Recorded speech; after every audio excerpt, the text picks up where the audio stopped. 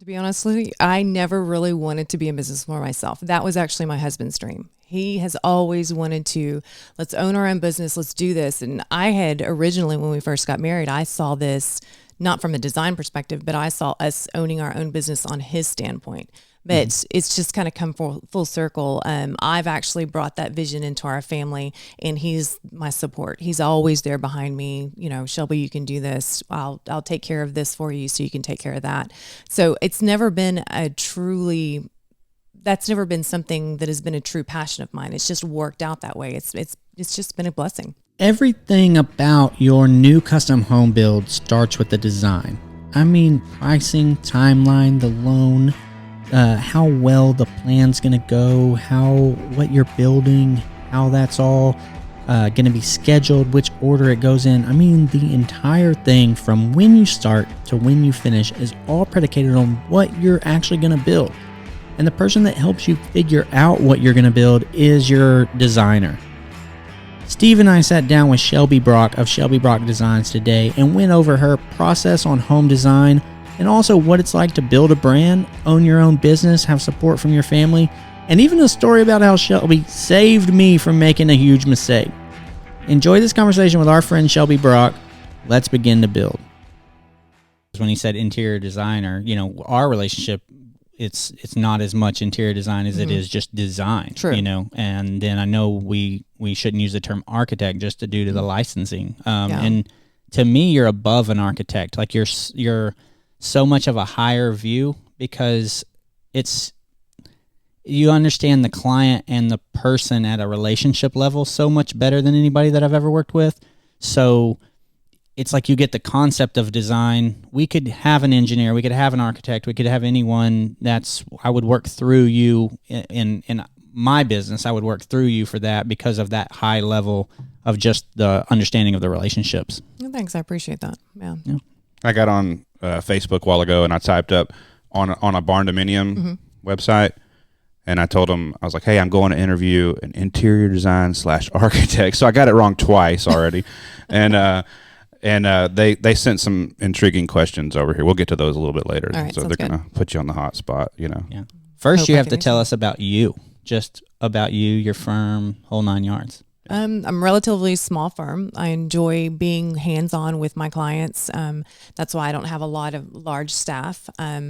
I enjoy being in the process and working through the issues that come into design, not only from the construction side, but also from the material side. So I like to be personal with my clients. I've been in business for about 5 years, really enjoy the building industry and everything that kind of goes with it. I have been in the interior design realm and worked for different architectural firms for the past 21 years. And I've also taught at Sam Houston State University interior design for the previous 14 years as well. Wow. That's awesome. So like that's kind of what I'm talking about as far as the higher level. I don't mean like, you know, one person's better than the other or industries or anything like that. I just mean the whole thing about what you're talking about with like materials and what you can get and what you can't get. It's a so much deeper dive into the relationship with the client and what their actual goals are, because you're hearing their goals and saying, okay, how can I best fit and suit that design for this client and achieve these goals? Not, hey, this is what I designed and it's the best design ever. It's like, yeah, but we can't get those windows for 3 years. It doesn't matter. The design is this, you know, that doesn't help the client. It doesn't, it doesn't get us anywhere closer to their goals. So that's kind of what I meant earlier, with what you just said. Yeah, a lot of the designers, they get stuck into one type of vision or one type of design. And I like to go ahead and put that client first. If I can see what the client wants and get into their minds and their wants and their needs specifically, then I'm designing straight for them. And I think that's to me, that's the difference between a designer and someone that truly loves the profession and wanting to get into the nuts and bolts of everything. Yeah. So you mentioned that you had worked for other firms and that you'd been in business for about 5 years with Shelby Brock Designs. What made you want to be in business for yourself? Because there's the person that loves design and can still do all of the same technical things that you are doing, and then there's the person that jumps out there to be in business for themselves. Why? To be honest with you, I never really wanted to be in business for myself. That was actually my husband's dream. He has always wanted to, let's own our own business, let's do this. And I had originally, when we first got married, I saw this not from a design perspective, but I saw us owning our own business on his standpoint. But it's just kind of come full circle. I've actually brought that vision into our family, and he's my support. He's always there behind me. You know, Shelby, you can do this. I'll take care of this for you, so you can take care of that. So it's never been that's never been something that has been a true passion of mine. It's just worked out that way. It's just been a blessing. Yeah, but when we hear you talk, and when we hear you talk about how you can help your clients and how you like helping your clients, you have a lot of passion behind that. How much different can you control the value set of and the culture of your own business versus working for another firm? Can you achieve the same goals you envision for those clients working for another firm, or is it harder to find a firm that you align with in those? And does that have anything to do with your own, being able to control your own ship? It definitely, you can definitely control it, of course, when you own your own business versus working under someone else, because it doesn't matter what design firm you're with, whether it's a huge architectural firm or a small architectural firm. Generally, they have kind of a corner market that they're kind of niching into. And you're either going to work with that niche or you're going to work against it. And so your clients are going to come into that with a preconceived notion. And with me doing my own designs, I can, work with this particular contractor in that type of look and this particular contractor in this particular size. So that's one of the things I really enjoy about kind of just doing it myself. I don't really have anybody over me saying, no, you have to do it this way. And that's one of the things I like. Yeah, every answer that I have on business really comes back to freedom. Like everything may be its own little nuance, but at the very top of my pyramid of life, relationships, business, everything is a freedom of some sort. And mainly that's freedom is to treat people how I don't always treat people how I want to treat them. No. Like I'm not perfect in that aspect at all, or even close. That's always something that I'm striving to get better at, but I have control over. I don't have to do it the way somebody else believes that I should do it. And me and Tony are really aligned in our value sets. So in that partnership of that particular business, we can make those decisions with our team and with our clients based on our own set of values, and that's the most important thing. Like we're all going to be out there working and doing something on a daily basis anyway. I don't want to do something that's foreign to how I feel and how I believe. Oh, sure. Speaking of, like, what's your favorite client or project kind of thing? Like, what do you like to do the most in your business if you could only do that thing? I think it's more space planning. It's getting into what the client wants and what the client needs. To be honest with you, when you give me a lot of freedom and just say, design me a house, it scares me a little bit.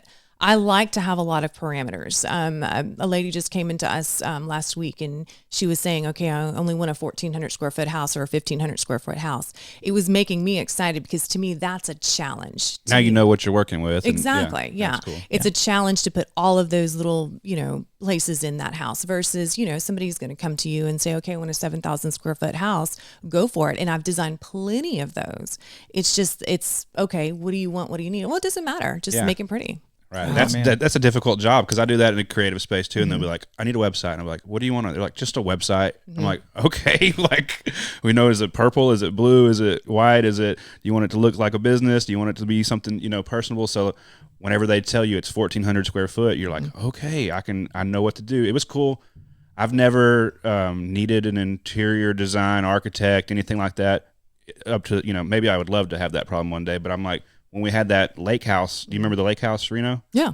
Okay, we were in Turnkey's office, and they were going to go over this renovation or remodel on a lake house, right? And they brought you in, and I thought that was interesting to me because that lady was a great client, or maybe not. But she was like, she was giving you parameters a little bit. She's like, we have a lake house. This is what I want. I don't know what I want. I have no idea. What I want, and then you were like, oh, like it gave you a way in like a map almost. Exactly. And I don't know. Like I said, I've never seen that, and also I didn't know I didn't know that people were out there like needing that specifically. So I thought that was pretty interesting and cool. And then when we went and did that the house where we're going to go and remodel that home, and we were walking through, we did, and we can cut through some of that video right now, but you were like, move this wall and cut this out and kick this, and why do we got this here, you know? And I was like, oh, I see what we're doing here now. I get what's going on. I thought this lady needed someone to tell her to put the couch over here, and this, I was way off on what was happening, you know? And so it's impressive to watch, because that's not in my world. So when we were walking through there, I'd have been the same. I don't know what to do with this house, man. Paint it, you know? Oh man! And from a builder perspective, when you call an electrician and say, "Hey, I need a bid on this floor plan," and it has no electrical drawings, what are they supposed to give you a bid on? Like, does it have 8 can lights in every room? Yeah. Does it have nothing? Does it have, well, where are all my plugs? Oh, I didn't know you wanted plugs. You need plugs, it's an accountability. It's a guide, and so it all starts with the design, and it's so important because none of the rest of us know what to do. If we a client wants so much specifics from us, so many specifics. They want, how much is it going to cost? How long is it going to take? I have no idea what we're doing. Tough question. So it's a really tough question. And they're like, oh, okay, economy. Well, I want this. And they draw out a floor plan, or they hand me a floor plan, and it's like, I still don't know what to do, but it's hard we have to find better ways or the best ways, because it's not just a cut and dry thing. It's every client's different. So we have to find ways to articulate why we need these certain things in order to help them.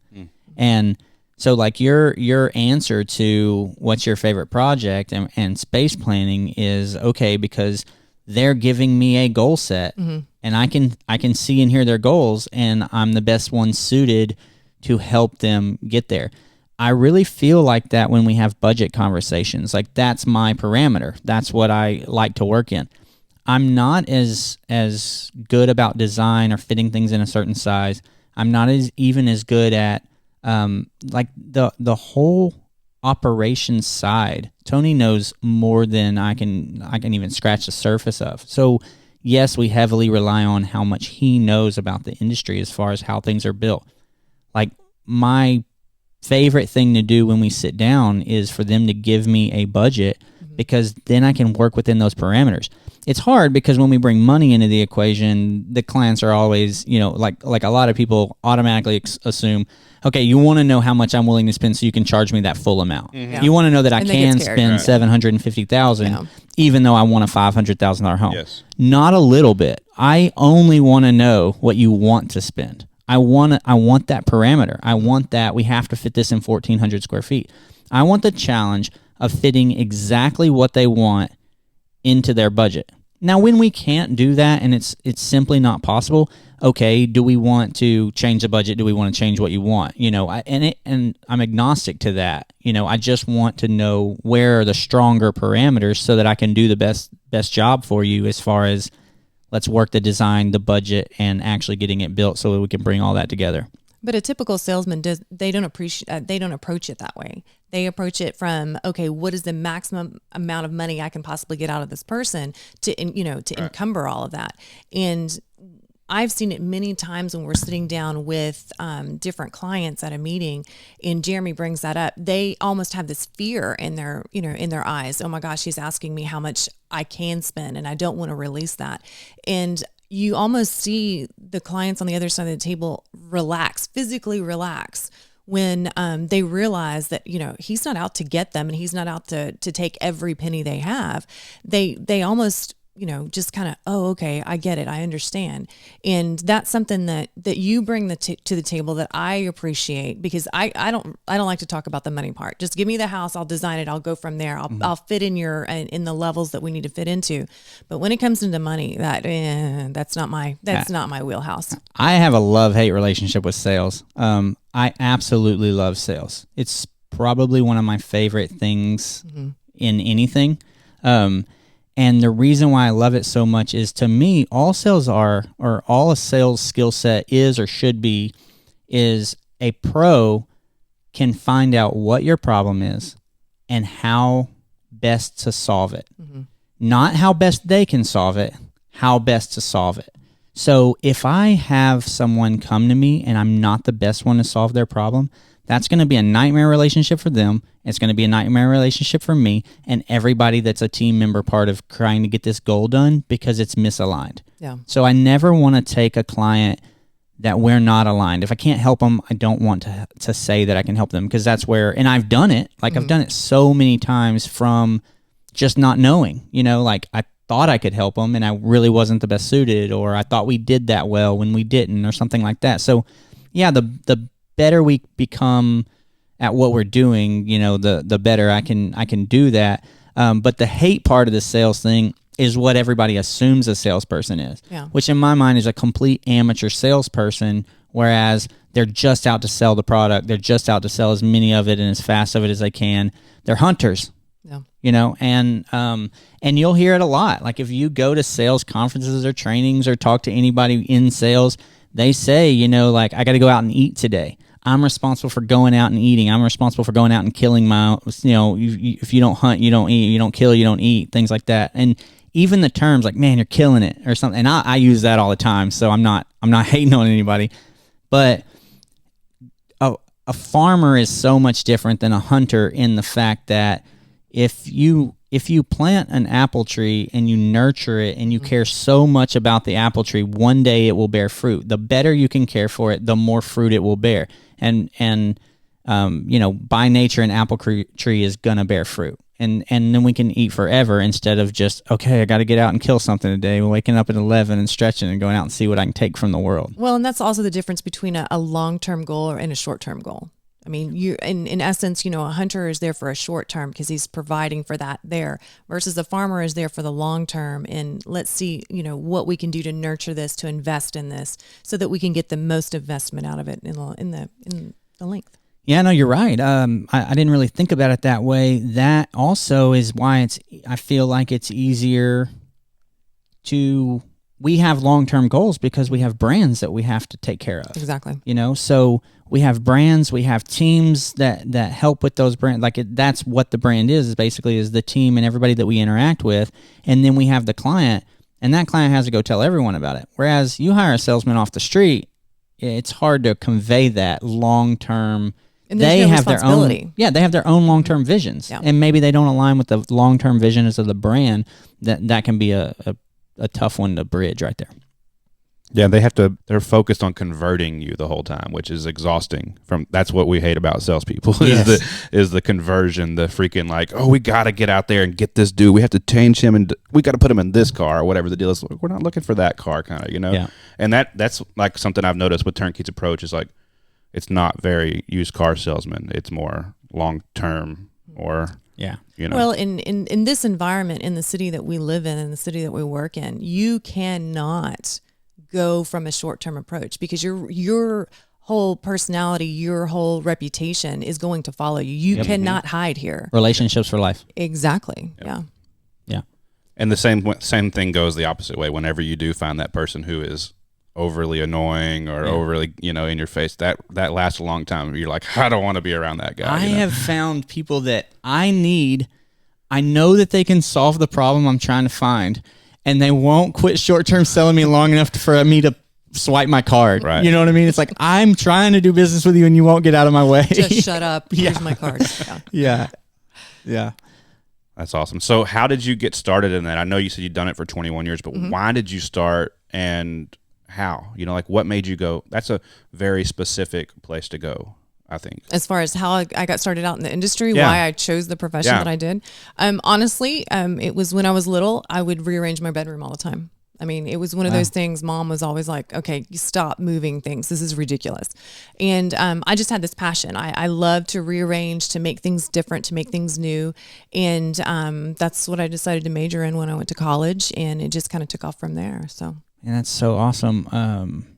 Like hearing you say that, like Carly has always been like that. So my wife, Carly, like she's very design minded. She's very creative. So it's just the same way. Like, and what we've dug down in together as far as, a self-awareness kind of journey is what drives Carly to move those rooms around and make things to where they're pretty and comfortable. Comfortable is the key. Carly gets all of her energy from her space, like sounds hippy-dippy baloney, right? But she's a more productive, a happier, she can be her best person better and easier if the space feels right. So space is what she's so, focused on. And when we met, I had built my own little barn-dominium in Buffalo, and I was finishing it up about the time that we started dating, and she came up there, and it had gray granite, black floor, gray walls, every curtain, anything, and it was black. All my T-shirts were black. The bachelor pad. Oh my gosh. And it didn't even look like a cool bachelor pad, right? Like it was all this gray and black just for the sake of being gray and black. Yeah. Because like I'm one of those types of people that I would have the same exact shirt 5 times so that I wouldn't have to pick out what to wear. Like I'm just a utilitarian, but like my mind is numbers versus her mind is feel and what things look like, And it because she's happier in a space when it's designed right and it doesn't register with me, but I'm such a better whatever I'm trying to be that day. Like Carly makes my life so much better, and one of the biggest things about that is like our house is comfortable. I'm in a comfortable space. Everything's firing on all cylinders because of what she cares about. Like that's so much of what she brings into our relationship. Definitely. And your interior environments definitely affect your mood and your productivity and everything around you. So that's one of the things that a lot of people don't actually understand. And, we can get into the ins and outs as far as commercial design and business design and productivity in the workplace. But that also is actually brought into the home as well. If you're comfortable within your space, then you're able to relax and then rejuvenate and revive. And then, you're able to hit the world the next day, being refreshed. Man, speaking of my home, I have to tell our story of the design. So I feel like I know exactly what I want, so I sketch it out, right? And I've even downloaded the programs. Revit doesn't make you a designer, by the way. So I've downloaded the programs. I've drawn the floor plans. I drew our house out, and then I brought Shelby in to help me with it. And one of the things was she's like, look, I know you're not trying to make it any bigger, but you have to stretch this space. I was like, no, we're not making it any bigger. These are hard parameters. But the difference in earlier is not only did I have a hard parameter as far as size, I didn't give her any kind of creative design. I wanted it from what I thought I wanted was I wanted it from a practical standpoint. It's like, no, I just need something to build off of. I've got the design. Don't worry about it. Just put like the worst possible client that you could ever ask for. Like if you had those every single day, you would quit. Like that's not what you're in this to do, right? Exactly. It's just, redraw what I have so I can build it. And she looked at it and was like, look, you're killing this space. Like, stop right here. You have to add 5 feet right here. And I was like, no, I'm not adding 5 feet. She goes, okay, you have a table drawn right here. Like, yes. She said, and you have a bar that you want to sit at with bar stools right here, right? She said, you better be in a swivel chair. Ain't no room, huh? No, there was no room. Like you could sit at the bar, turn around, sit at the table. And in my mind, and I've gone through it with clients all the time, it's like just because you draw that toilet that size does not mean it's going to fit in there unless it's the one off of Despicable Me, like the tiny little toilet thing. Like it's not going to work. And so just because I was drawing the table smaller did not mean that a real size table is going to fit there. And that happens a lot. And if you look at my house, I have a major walkway through to the backyard from the garage area. Like we walk it 800 times a day. It's between the bar and the table. And then there's enough room to walk through my table and my couch. You would have had too big of an area to not have something there, but you would have not had enough area, and it would have been everything about our house we would have loved, except for it wouldn't be a functioning dining room, kitchen, living room, which is rather important to a home and how you live in it. So, but it was funny because I came to him and I said, this is not going to work. And he said, no, it has to work. I'm not going to make this house any bigger. And so I left him alone. I left him alone for a couple of days, and I came back and I said, look, you cannot do this. And finally he was like, okay, well, why? So I explained it to him and he was like, I don't see it, but I'll go ahead and let you do it. Oh my gosh. It saved my house. Like what would I have done? Like it makes me sick to my stomach to think about. Like it's really that important to me, And so I would have paid her 10 times for that design not to make that mistake. That would have been a long forever home to be hating walking around this certain even if area. it's not my forever home, even if the answer was to just sell the whole place, which never going to happen if you know anything about how I've got everything set up here. Even if I was just like, it's someone's home. It is a home. It's not worth bulldozing a home because you didn't add 4 feet. Or is it? Like, what do you do? To me, What's that's a the make it answer or break it thing. To to me, make it or break it? to me, a house has to work. That old saying, form follows function. We have to make the house function first. If it functions, then we can make it pretty. But it's got to function. And if it doesn't function, and that's what a lot of people, they just start with, okay, well, this room has to be 12 by 12 or 15 by 12. And we have a lot of clients that do that. We had a client that came in the other day that said, I want 14 linear feet of closet space. Okay, well, great. That's wonderful. But you're giving me these parameters, but we have to make sure that the rooms flow and we have the right adjacencies and we've got the work triangle in the kitchen, all of those little things. People they don't see and they don't understand. And you don't know what you don't know. When we give you, this has to be 12 by 12, we give you all these parameters, we're almost feeling like, okay, she's going to take everything that I told her and I know and everything, and then she's just going to put it in a house. That's the easy part. I just don't know how to work the program. The most important part about what you do, no one really knows you do. It's very hard.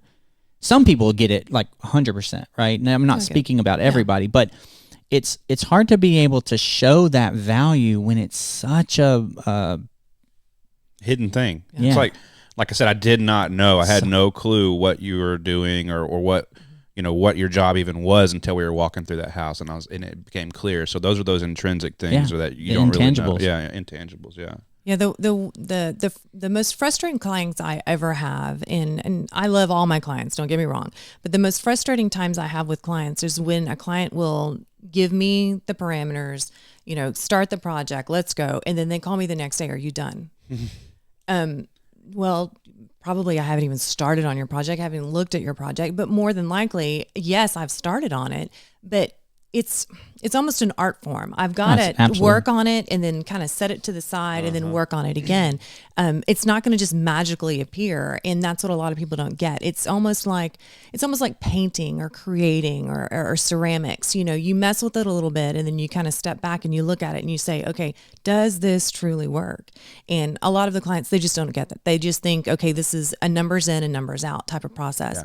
And it doesn't work that way. We had everything was going, everything was nodding yes. We were going through an initial design consultation the other day. Everything was all cylinders. Very end, how do we move forward? What do we do? What should we expect?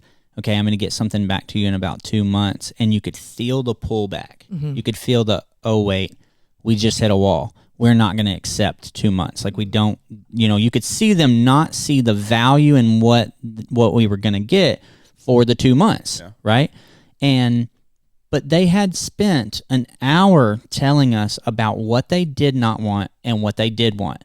And we understood that we could help them reach this goal.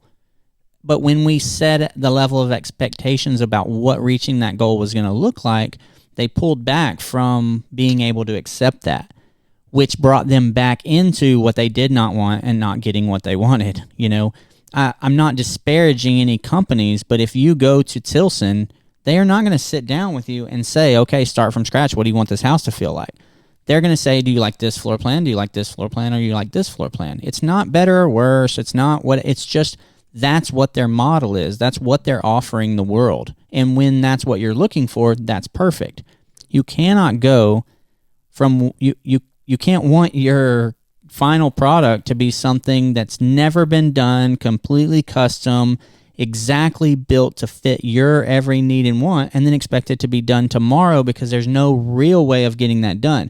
What you run into is you accept something, whereas if it is somebody that needs something done the next week and they would rather cut the price in half and buy something off the internet and then have a reasonable budget, reasonable timeline, but because the lack of information's there, then it doesn't make that client wrong. It just means that we don't fit as well. So a lot of times when we bring up that and we have that pullback, we can bridge that to where when we can talk about, well, these are the things you really wanted, and this is the goal that you asked us to help you with. This is the problem you asked us to solve, and these are the right reasons why it's like that.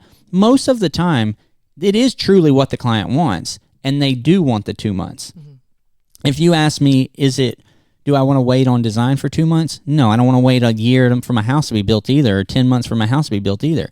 But the house that I wanted, yes, of course I'll wait for 2 months. Like I'm not going to forfeit my forever home to rush to save 2 months. But what's funny is there are very, very few firms that can give them that fast of a turnaround. I mean, if you go to major architectural firms, you're looking at 6 to 9 months for drawings. It's the compared to what? Yeah. So, Yeah. When somebody looks across the table and says X amount of dollars and X amount of time, that's just too much. And then in reality, it's half price and half the time. But they don't understand what were they expecting? Were those expectations realistic? Do they know? It's like when somebody says, man, a lot of clients will call me and say, well, I talked to such and such builder and they were just outrageous with their pricing. And I'm like, okay, what's outrageous? They have it's like, well, what did you expect it to be, or what do you want to spend? It's like, oh, well, I have no idea. It's like, well, if you have no idea, then we have no measurement about what that is outrageous. What does outrageous mean? Like, how do we know that it's outrageous? It's outrageous to where you just didn't think it was going to cost that much. Exactly. If we can, maybe that price of that builder was 75% of the other 10 that you call. Now, is it outrageous? Well, yeah, it's outrageous the other way, the good, the better way to what we were talking about. But it's still, we have to have some type of comparison. Well, the clients most of the time don't know that. They don't know anything about our industry. And they're scared and they're frightened and they don't know what to do and they don't know know who to to trust. Yeah. So when that comes up, and there's so much information on the internet. Like, I had somebody say, well, the internet says we can't do it like that. We have to do it like this. I was like, well, first off, if we Googled why our stomach hurts, we either ate something bad or we have cancer. Like, what extreme do you want to go to? Another thing is, I get that makes sense. It makes sense to me. I agree with what they said on the internet. No possible way in the years of experience that I have doing this, or the years of experience that compound 20 times of who I can call and ask and research myself, do we have any way of achieving that goal? So I get that it's a good goal. I agree that it's a good goal, but if we can't find anyone that can possibly know how to do it, especially the guy that wrote that article on the internet, how do we do that? How do we accomplish that? So it really comes down to, the theory is amazing, but it comes down to what can we do, what it's going to take to do it, and does that align with your goals? Yeah, that's something I'm experiencing with the video stuff. Is somebody will go, hey, it's almost like I likened it to like a restaurant the other day. It's like, hey, I want to get a burger, and you're like, okay, cool, I can make you a burger, and then you get into the kitchen and there's pizza stuff everywhere. There's nothing but pizza stuff. I'm like, man, we can make a beautiful pizza. This dude wants a burger, So in my opinion, it's been difficult for me. Like, that's a creative endeavor. Like, you're writing down, like, do you know what that house is going to look like whenever you start? Or is it like that clay pot? Is it something that you're going back to and kind of like, molding, I guess, Yeah. Typically speaking, no. I try to come into every design meeting with no preconceived notions. The first thing I'll ask is, and I'll kind of turn to Jeremy, is this a conventional home, or are we talking about a metal building? So that's how I kind of, okay, which way are we going? Because I've got certain parameters that I have to stay in, for each. But no, I don't typically stick them within that hole or have that idea. And honestly, I don't also have, a lot of your designers will have a pre-made checklist. And I have a bunch of those, but I don't like to use those because I want to be with that client in that conversation. I don't want to be ruffling through a bunch of sheets of paper.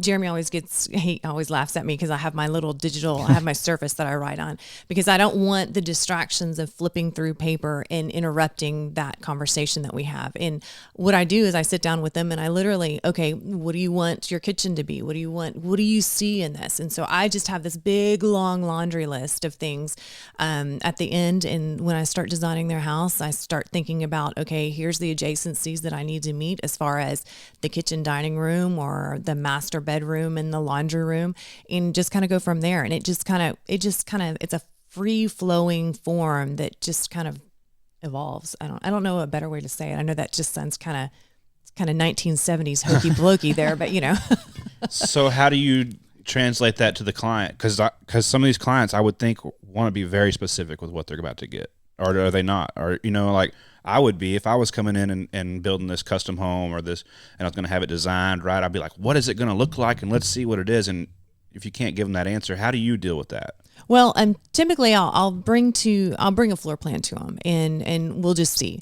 And 9 times out of the 10, the floor plan that's presented to them the first time is never going to be what we end up with. I mean, and I wish that I could say yes, this is it. This is your magical house. I hit it. We're ready to go. But it never works that way, because they want their personal input in there. And so sometimes, I'll throw it out there and they're like, great, let's go with it. And the other times we just kind of, okay, let's move that over here. And you just kind of work back and forth with them as much as possible. All of those things seem like they take time. They do. They take a lot of time.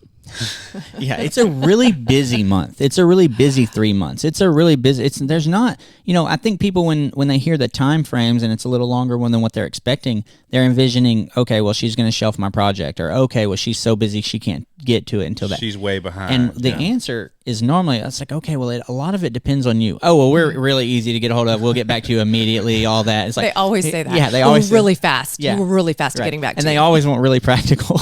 So. But that's not the goal. We're not saying they're wrong. We're not saying that we don't want to achieve that for them. But it's like, no, there's no reason to rush back to me the next day. When I send you a floor plan and it's something that you're going to make most likely the largest investment you've ever made, and the longest term investment that is anywhere near your horizon, think on how you want it laid out for a couple of days. There's nothing against that. There's nothing wrong with that. The design most likely spends more time in the client's hands than it does in yours.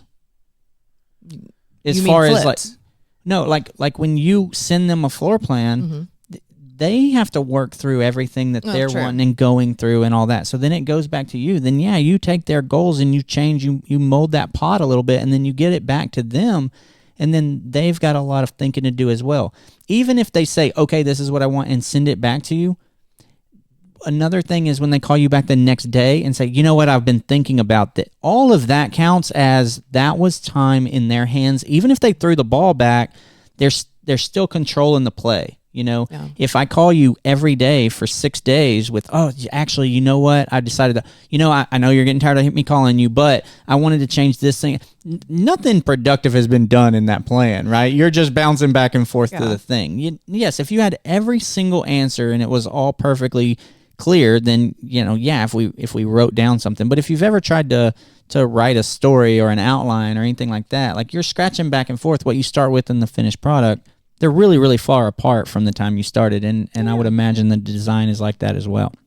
A lot of times the building process is like that. Well, and I'd almost rather them come back and forth to me, because that tells me that they're actually thinking about this, especially if it's their forever home.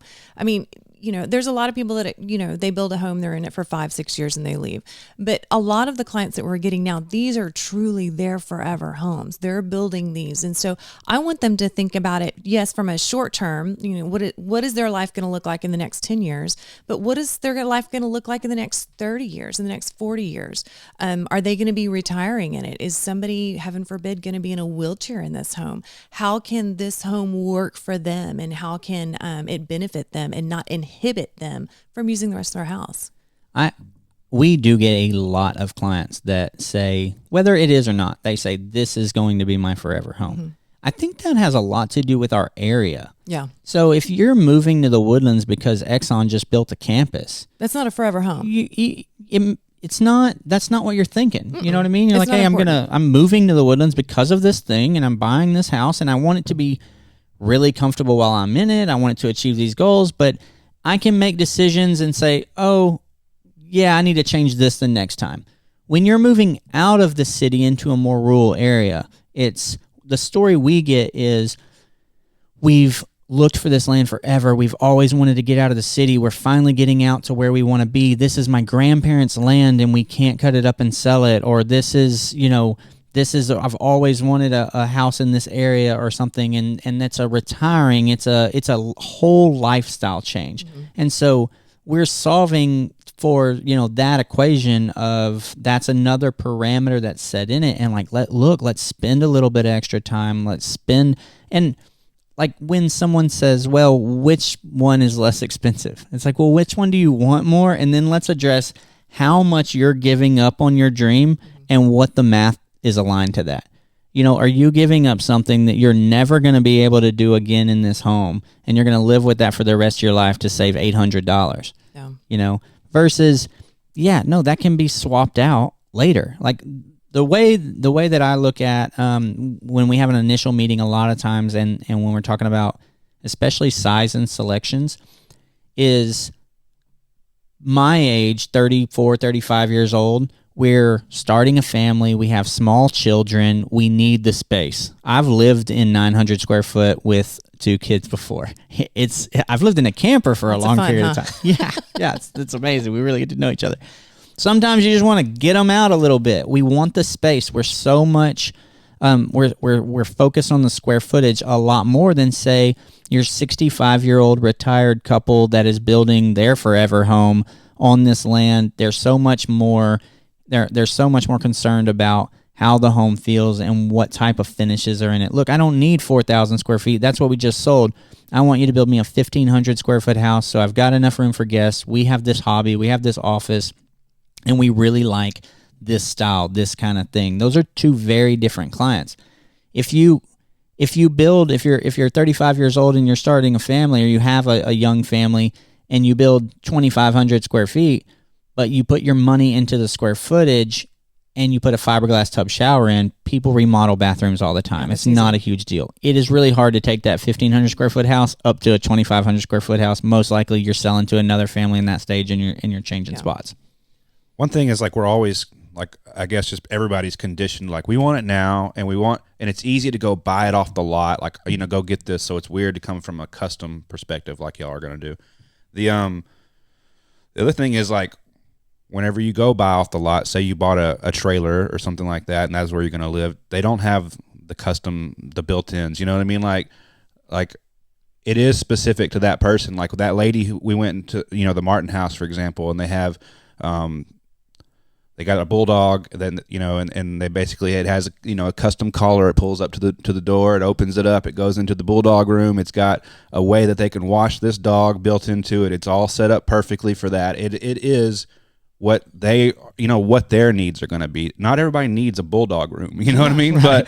But those people are like, we got this bulldog, we got this room, and it made perfect sense. And it also goes, like, you see it all the time on, like, for example, like the custom drawers that you pull out, and it might have, like, big enough for a trash can, or the boots that are, like the boot bin or whatever. Yeah. All those little custom things are things that you don't think about, that you don't realize are going to be important, but they're super important whenever you're actually utilizing those kind of things, So I think that's the other thing, is people are just like, give us this thing now. But if they spent the time in the design and doing all that properly, you can have dope little things in your house that you didn't consider, that didn't cost any extra money, that aren't any harder to install, The design, it's the slide outs that Terry has on those, you don't have to climb to the back to get exactly. I don't know. That's the important part about this. The designers that work for Palm Harbor, or the designers that work for Stylecraft or Tilson or something like that, they're not any lesser designers. No. They still have... They just have parameters that they have to work in. They still have all of these things. They're still very talented people. Mm-hmm. You don't have to wait on them because they're doing one thing for the masses. Mm-hmm. You also don't have those customization things because not everybody needs a Bulldog station. So what would the double wide with a Bulldog station would sell amazing to, like, 4 people in the world. That's not why you produce these designs, So it's really about finding the needs of the client, making sure you're the best suited person. Like that person that wants their design right now, wants the cheapest thing, we're not the best suited for them. It's not that we don't want to work with them. It's not that we don't make enough money. It's not that it's a waste of time. It's that we can't help them achieve their goals as well. I had a lady that scheduled a meeting for next week, and I had to email her and say, hey, let me dig into these parameters you gave me. Let's dig into them a little bit and find out what's really important. And she said, oh my gosh, thank you so much for reaching out to me so we didn't waste any time. Because we couldn't help her. Like, we really couldn't help her. We were not set up to be the best suited for her. It wasn't going to go well for her.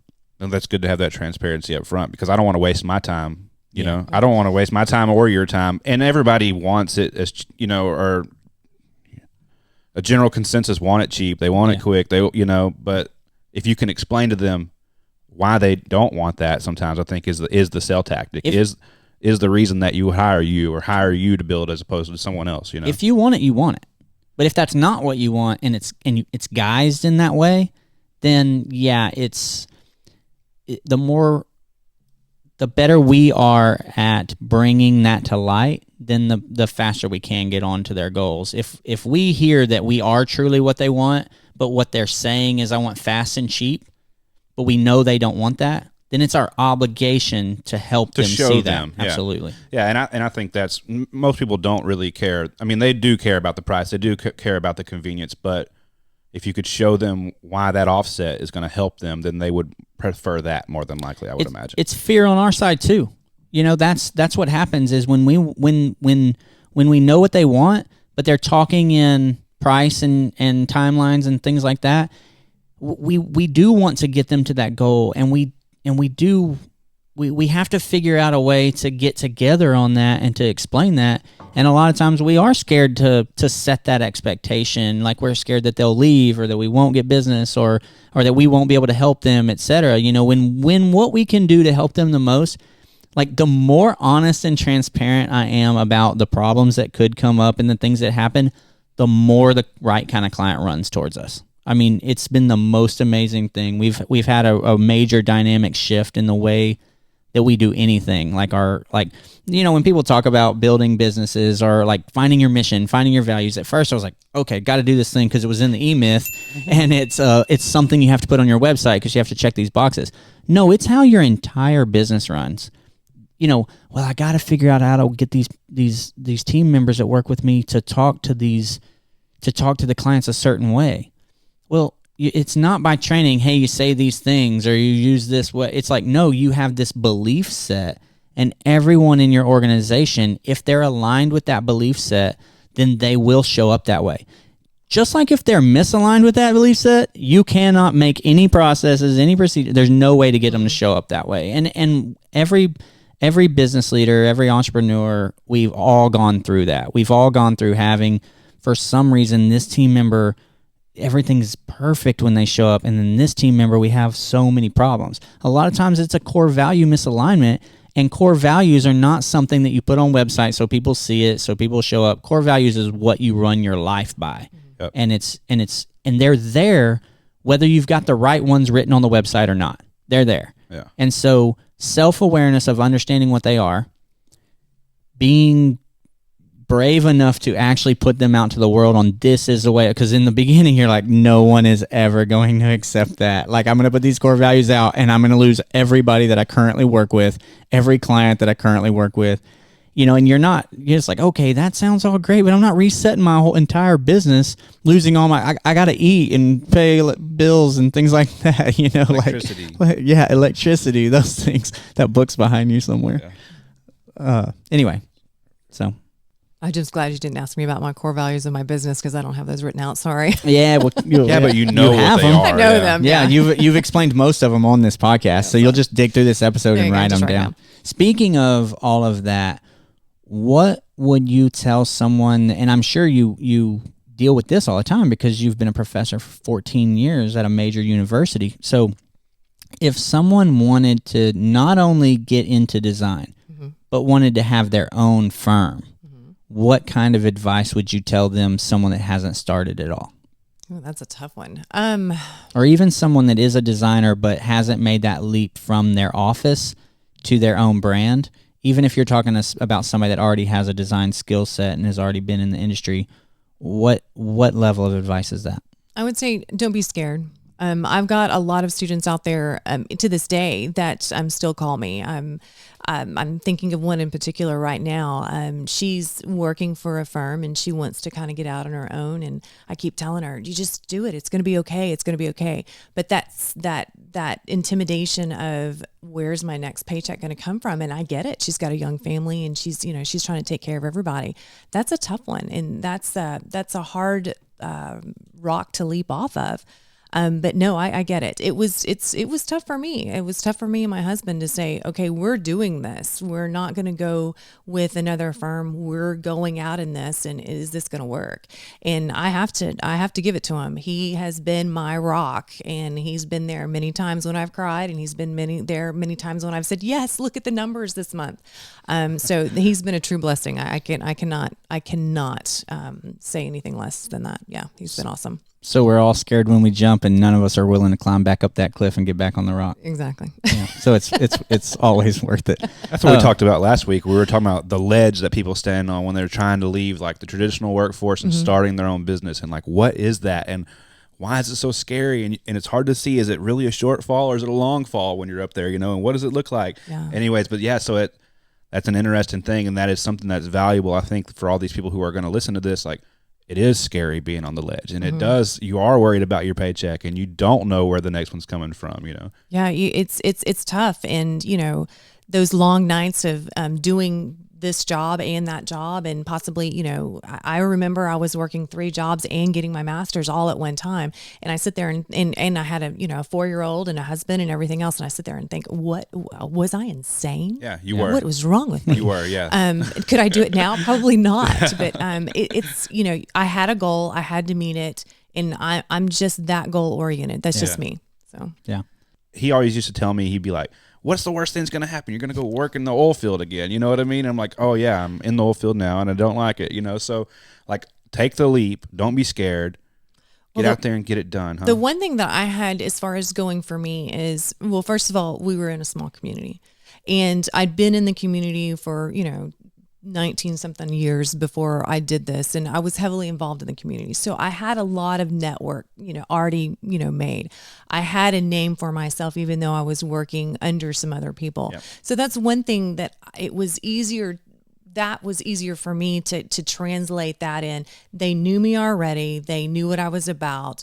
And so they were a little less wary to, hey, we'll go ahead and hitch onto your, wagon.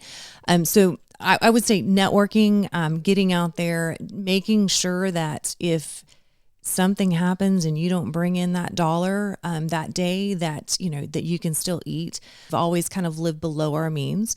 And so that enabled me personally, with my husband and I, to, okay, if we're going to do this, we're all right, because we're already living under our means. Yeah. So I don't know. There's 2 sides of an income statement. There's the income and then there's the expenses. You don't always have to adjust the income up.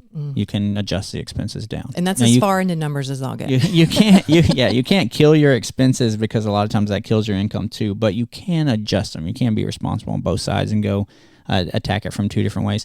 And I think what I would tell someone starting out is there's a lot more out there that you don't know about, and all of that stuff pays something too. Like once we get in business for ourselves, we have this one thing that we're going to do to make an income. Rarely is that one thing even there 4 or 5 years into it. Like there's all these different things. When we started out, because we're in the actual, the construction side of things, we didn't just set up to build homes. We built steel buildings, we built barns, we built fences, we built driveways, the most ridiculous things, There's a whole lot of ways to make those ends meet. And one of my mentors, Russ Gray, said that one thing a lot of people have backwards is that freedom precedes wealth. That most of the time we think wealth precedes freedom. We're going to get wealthy, and then we're going to be able to afford the time to do these things, and then we're going to be free. Whereas if you're completely free, if you had all the time that you needed, and were all the resources were there to go out and do something, or even if just the freedom was the resource, like you had the ability to go out and take that time to build wealth, it's easier to build wealth than if you're working 90 hours a week doing something for someone else. You don't have the freedom to go build the wealth. And whether that wealth is money or how you help people or how you show up or whatever the wealth is, I think it was a really good concept for me to grasp when he explained that freedom precedes wealth. So once you jump off of that rock, there's so many ways to make it work that you can't see before you jump. You don't have those optics. Have you ever seen Office Space? Yeah, my brother's broke. He don't do nothing. Yeah, you don't need $1 million to just do nothing, man. Yeah, I was talking to a friend of mine the other day. I was like, yeah, man, that's like, we got to get out of the terms of dollars in this thing. It's like, because it's like Office Space, and I brought that up. Yeah. Nice. So know what you're talking about. Network. Are you asking? Hang on, let me go to the different shot. So So your advice would be you were in the industry a long time. You knew what you were talking about. You built your network. You set up parameters to where if you were following it didn't hurt as bad. Okay, that's good advice. To me, someone told me a long time ago, set your network up before you need them. Okay. Make those connections before you actually need them. And I've always kind of put that in the back of my head and always made that, The way Carly says it, she'll correct this when she gets on the podcast, but the way Carly says it is own your story, or I can't remember exactly what she says, but the concept is you are who you are. You're always telling your story. If you don't want that part to be in your story, then that's a very good check on whether you should do it or not. If that's not the person you want to be later, that's not how you want people to view you, keep that out of your story, because everything's part of your story. So you were in a community for 19 years. When you came out into, hey, I'm going to do this thing and I'm going to leap, there was an entire network of people surrounding you that knew who you were at a core level. Exactly. And they knew that your business would follow that level. If you know an honest person for 20 years and then they say, hey, I'm going to start this business, what the person starting the business is like, man, but I don't have experience in this. I just started. How are they going to trust me? They trust you because they've known you're an honest person for 20 years. Yeah. You're still that person, and so she has a cool way of saying it, but I don't know what it is, but that's ultimately what she's talking about. So, we'll get that from her soon. Don't worry. Yeah, no, we will. She asked, I said, man, this would probably be a good one for you to be on, because I say that I'm 1 + 1 = 2, and she's 1 + 1 = turquoise and fringe. So yeah, she's so much more creative. Steve and Carly are they are my resource for, hey, I have this message, but how can I say it where it doesn't suck? Because they feel so much differently than I do. They feel, and I add. I don't know how to explain that. I think it's like left brain, right brain things, But anyway, yeah, I'm very analytical. I hear you. So this seems like a job that you could do from a beach in Thailand. At one point, I thought I was going to be this nomad. What do they call it? Digital nomad. And I still am. If anybody out there needs a digital nomad, it's on his business card. Yeah, no one knows what that term means. That's what the best part about it is. But yeah, so it seems like I was like, I want a job I can do from a computer. I could sit on the beach in Thailand. Is that something you can do? Or do you have to be in the space? As far as the design itself? People itself? call you and say, I want to design this thing. Can they can you do that from anywhere? I've designed 2 houses in Colorado, and I've never met the men before. That's what I'm talking about. Okay. Yeah, I've never met him face to face. If you walked in this room, I'd be like, I have no clue who you are. And 2 means you did a good job. Yeah. So, and I mean, he keeps calling me back, and he pays the bills. That's so, awesome. There is. I do have that type of clientele, but I mean, there's also the type of clientele that want to get me in their home and show me every nook and cranny, and I'm more than welcome to do that. It's kind of that give and take. Yeah. I got you. What's the coolest feature you've ever put in a house? Like any hidden, open this book up and the whole thing. Oh, well, of course, you always have those hidden safe rooms and the gun rooms and that kind of stuff, and the dog areas. To me, that's always kind of fun because it's different and it's to that dog. You mentioned that bulldog. Yeah. Well, the same thing's not going to work for a Great Dane or something like that. No. But there's always like these little nooks and crannies that you can kind of put in there and make interesting. Yeah. Pretty neat. Yeah. One time, I can't disclose them all. That is no kidding. So Shelby designed this Murphy door. So when you walked into this guy's office, it was a bookshelf, and it was recessed into the wall. So you didn't know the book. I mean, it was just in the wall, Well, when you pushed the bookshelf, it had a latch that would pop open and you could pull it out of the way, and he had a gun room back behind it. Mm-hmm. We finished the house, and, it was just part of the process. We hired a photographer. The photographer went over there and took pictures. She thought that was so interesting. Yeah. So she took all these pictures of it and then put them on social media. It had not even registered with me, right? Meanwhile, I'm sweating. He called me and goes, hey, how you doing? I was like, oh, pretty good, man. Y'all enjoying the house? He goes, well, one thing, that hidden room? Secret that I wanted to not anybody to know about it, and we took really extra steps and all that. He goes, it's pretty tough to keep that a secret when it's on your Facebook page with our name and all the rest of the pictures. I mean, you drive by the road, hey, that's the house with the oh my gosh, I'm taking it down on the phone. For sure, you better. I felt horrible. It's one of those things like, yeah, you screw up, but what do you do about it? You Yeah. know, like it was an honest mistake. I apologize. That's about where I can go with it. And he was really gracious with it. Right now with him talking I'm about sweating it. talking about it. Yeah. No, he was super gracious about it. Yeah. We're still we talked to him quite a bit. We're probably going to have his son and his daughter-in-law on the podcast in the future. Okay. So I won't tell you who he is in that way Quit though. giving it away. I'm doing I was it gonna again. say, shut up now. Yeah, exactly. But no, he was not thrilled when he called me on that, and I completely understood. But yeah, so those safe rooms are awesome. You just can't really broadcast them. Yeah. Even the non-safe rooms, when we go do walkthroughs to the house, I'm always like, I don't know if these people want me up in their grill or not, or don't open that door or whatever, because I'm like, I don't know, but because it is a freaking map. And then sometimes you get folks that are like, why isn't my house on? So it's like, I don't know. Oh, I'm sorry. Yeah, I had somebody say, hey, all them posts that you have, that's the reason why we're in here, they're really cool. Not our house. I was like, oh, yeah, completely understand. Because when you go by Wiesner and those people are like, we just bought a new car, I would die. I hate buying vehicles anyway. Do not put me on that billboard. What would be like the first big project that you got on that you were like, this is overwhelming, or this is like totally custom or totally outside of my wheelhouse?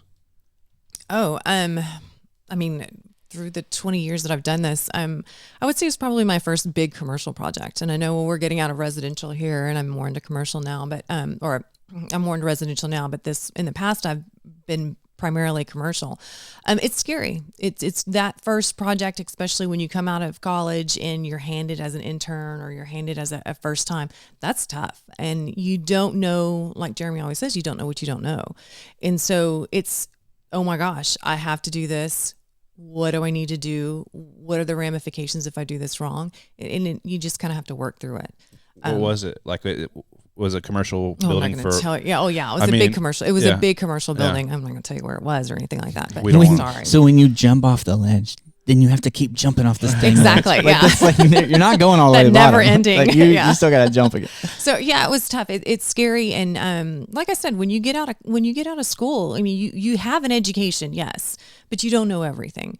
That trial by fire after you get out into the real world and you're indoctrinated into the professional world, that's a tough. And I just remember being completely scared to death in that these people were entrusting me with all of this money in this design, and am I going to be able to cut it? Yeah. So That's cool. I saw I don't remember what it was. It was like a showroom for a bunch of really nice cars, and then on the inside of it was a spiral staircase that went up, and it was not really attached to anything, is what it looked like. It was like hanging, I guess. And I was like, that's so crazy. And then I thought about it from the perspective of like having to engineer that or make sure that it's right. And I'm like, that sounds exhausting. Like, it's cool to have the idea of a spiral and that's why we staircase. have an engineer. Yeah. The designer designs it. The engineer tells you how to build it, and then the builder builds it. Yeah. It's a floating staircase. It spirals up into the sky, and I was just like, oh, that seems difficult. Yeah, for sure. It really is nice. Like, a lot of times, I feel like design, like, you can design anything. Can you build it? Yeah. You know, and Shelby she's really, really good about designing what can be built, and what, like, she's not there to just achieve this goal and like make it to where this side is horrible. Like, it's really easy to work with you from a builder standpoint because she has both sides in mind. She's really like that mediator between the client and the builder of what's going to get done. Have you ever had any side hustles yourself? Anything else that you did, like when you were growing up? Did you ever sell bracelets or CDs or anything? Actually, no. I was too busy. It was school, and we were really heavily involved in 4-H, and so there was no way I had any other time to do anything. So no, I like I said, it was truly this whole solo entrepreneurial kind of thing was truly Bradley's vision. It was not mine at all. Yeah. So That's we just kind of brought that partnership in together. That's Carly and I. Like, she's got a brand that's arguably twice as successful as any of the ones that I'm trying to go at, and it was purely from hey, the world wants what I have, and I have to figure out a way to get it to them, you know, at a different scale. So, like, she She came into the business world kicking and screaming, man. Like she did. Mine was the opposite. I'm like, what can we do? Oh like, my gosh, I've done like so. who needs what? And how can I help them do those things? Yeah. Well, that's another thing. Like I've had problems figuring out what it is that, like, I went to it as like, okay, I'm gonna be in business for myself. What can I offer the world? Whereas Carly was like, I'm not gonna be in business myself. Y'all leave me alone. I'm doing this awesome thing. We want some of those. We want some of that. Yeah. And she's like, no, you don't want this. You don't want none of this, do we? Yeah, exactly. Yeah. All right. Well, all these people that that you can help, whether they're business owners, whether they're clients, whatever, how do they get a hold of you? Oh, you can just call me up. ShelbyBrockDesigns.com is my website. I've got a Facebook account, Instagram. Hate to say I don't update it enough. I need a person for that. Yeah, yes, you do. So, you just call me, email me. Either way, all the numbers are on there. Awesome. Okay. That's it, guys. Thanks for tuning into the episode. Big shout out to Shelby Brock for sitting down.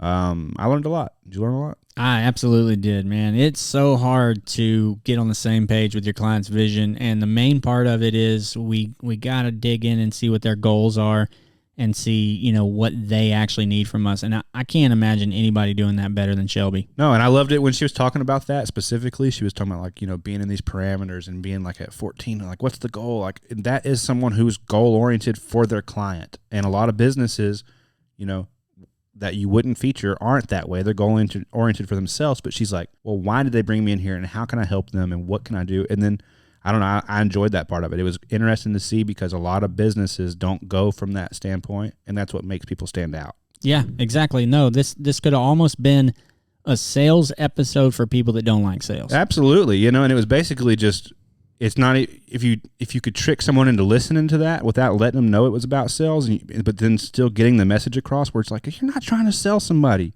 Gotcha. You're trying to fix their problem.